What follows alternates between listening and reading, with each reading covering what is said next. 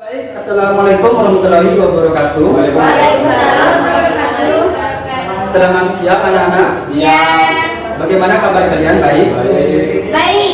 Alhamdulillah ya. Nah, di sini Bapak akan menjelaskan tentang perpajakan dalam pembangunan ekonomi. Sebelum Bapak menjelaskan tentang perpajakan, nah untuk minggu kemarin kita itu membahas tentang apa? Pertumbuhan ekonomi. Pertumbuhan tentang ekonomi. Sudah paham ya terkait dengan pertumbuhan ekonomi? Paham. Baik, Bapak langsung saja ya. Nah, di dalam perpajakan di sini ada 3 poin yang harus kalian pahami ya. Yang pertama adalah sistem pemungutan pajak di Indonesia. Yang kedua adalah alur administrasi pajak di Indonesia. Yang terakhir adalah mana?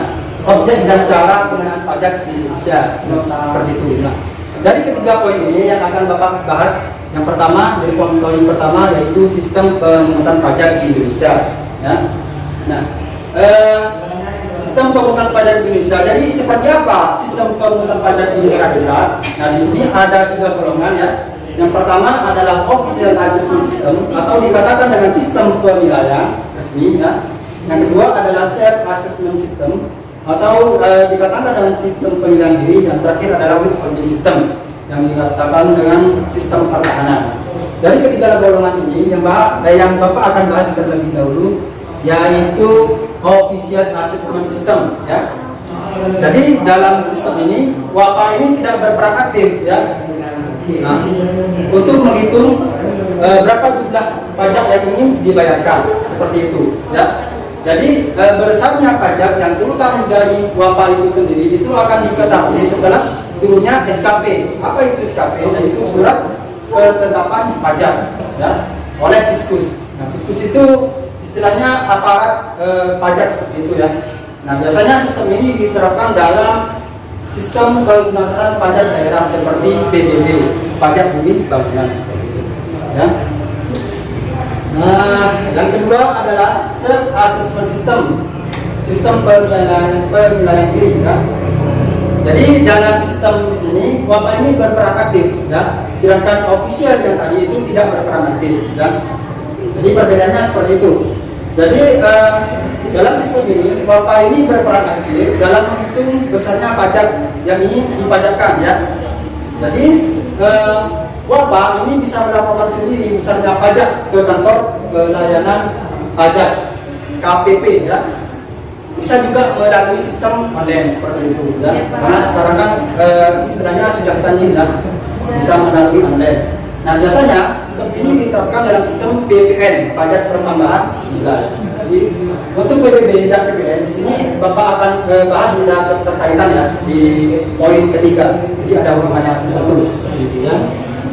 Yang terakhir adalah withholding system, sistem penilaian. Jadi yang menghitung jumlah pajak yang ingin dibayarkan itu bukan lagi Fiskus ataupun WAPA ya, melainkan itu pihak ketiga. Siapa pihak ketiga?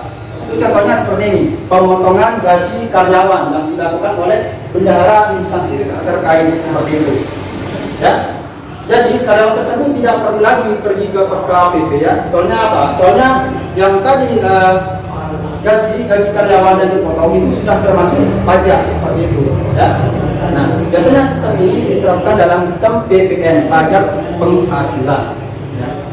Nah, dari ketiga golongan di sini dalam sistem pemungutan pajak ada yang masih belum dipahami? Anak-anak silakan. Paham ya, bagus sekali anak-anak, pinter-pinter ya. Iya, Pak.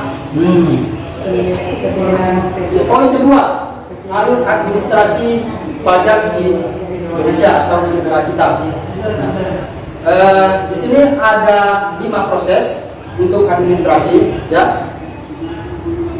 Yang pertama, wajib pajak harus memenuhi syarat terlebih dahulu. Seperti itu maksudnya.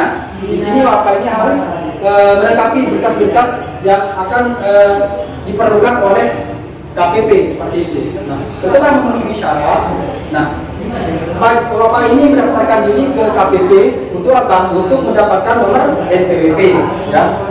NPWP itu maksudnya nomor pembayaran wajib pajak ya. Dan yang ketiga, wajib pajak harus menghitung sendiri besarnya pajak yang terutang dan kemudian membayar ke bank untuk mendapatkan dengan menggunakan surat setoran pajak. Nah, di sini surat setoran pajak itu dapat dari mana? Yaitu dapat dari yang tadi yang mendaftarkan diri ke KPP. Nah, di KPP ini kan mendapatkan dua, yaitu NPWP dan juga setoran pajak. Ya. Nah, yang keempat, surat pembayaran lembar ketiga serta surat pemberitahuan ini dilaporkan ke KPP. Nah, jadi surat pembayaran yang tadi yang dibayar ke bank otomatis kan mendapatkan bukti pembayaran, surat bukti pembayaran. Nah, dari lembar ketiga ini itu yang harus disetorkan ke KPP kembali seperti itu. Supaya apa? Supaya ini Bapak ini istilahnya sudah membayar ke bank, ya. Dan yang terakhir, uang yang sudah dibayarkan kemudian uang yang dibayarkan wajib pajak tersebut masuk ke rekening pemerintah dituntut persetujuan dari DPR seperti itu, ya.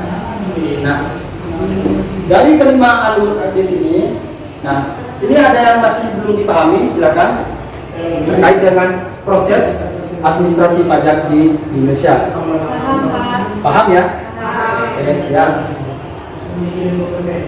Dan yang terakhir, ya, poin terakhir, objek dan cara pengenaan pajak di Indonesia. Nah, di sini objek itu ada 5 bagian. Yang pertama itu pajak PPH, pajak PPN, pajak PBB, pajak PPNBM, dan yang terakhir pajak diametre.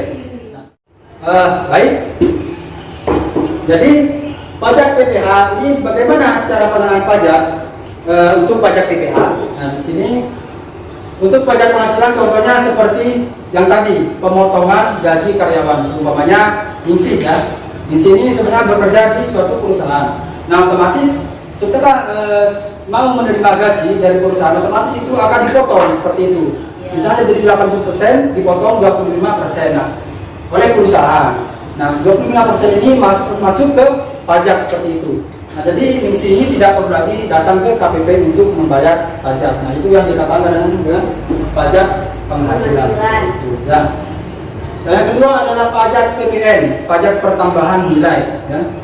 Jadi cara pengenaan pajaknya itu seperti ini, contoh seperti Sevira, ya. Sevira ini sebenarnya belanja di supermarket ataupun di Alfa. Nah, otomatis ketika membeli barang, otomatis Sevira ini pembayarannya itu kan mendapatkan kwitansi pembayaran, slip pembayaran. Nah, di situ sudah tertera bahwasanya Sevira ini dikenakan biaya PPN seperti itu, ya. Kan ada PPN berapa ratus gitu, ya, 300 rupiah seperti itu. Nah, itu sudah termasuk pajak pertambahan nilai, ya, seperti itu. Nah, yang ketiga adalah pajak PBB, pajak bumi dan bangunan. Nah, maksudnya di sini seumpamanya Yuni ini mempunyai tanah seluas 13 hektar seperti itu, ya. Nah, dari tanah tersebut Yuni ini membangun sebuah kontrakan seperti itu. Nah, ketika sudah selesai untuk membangun kontrakan di situ, nah Yuni ini akan dikenakan biaya pajak seperti itu per tahunnya. Nah, itu yang dikatakan dengan pajak PBB, pajak bumi bangunan. Baik, seperti itu, ya. Yang keempat, pajak PPNBM, pajak penjualan atas barang mewah. Nah, ini berhubungan dengan kendaraan mewah seperti itu. Misalkan kita ini membeli suatu kendaraan, misalkan Lamborghini seperti itu. Kan harga Lamborghini ini sekitar miliaran seperti itu, ya. Nah, jadi ketika Wita membeli suatu kendaraan mewah tersebut, nah, otomatis juga akan dikenakan biaya per tahunnya, ya. Semakin tinggi harga kendaraan tertentu, maka akan semakin tinggi juga pajak yang harus dibayarkan seperti itu, anak-anak, ya. Yang terakhir adalah pajak diametre. Pajak diametre, tahu diametre, anak-anak? Ya. Jadi belajarkan, ya. Nah, jadi diametre ini biasanya melalui surat jual beli, misalkan, ya, surat perjanjian seperti itu. Nah, di dalam surat tersebut itu tertera dengan diametrenya seperti itu. Nah, diametre ini terbagi menjadi 2 golongan, yaitu yang 3.000 dan juga 6.000. Itu yang berbentuk uang, ya, kecil. Itu yang dimakan diametre seperti itu. Nah, dari kelima golongan objek dan cara pengenaan pajak di Indonesia, ada yang masih belum paham? Paham, Pak? Paham? Soleh paham deh? Paham ya? Oke, jadi seperti itu ya.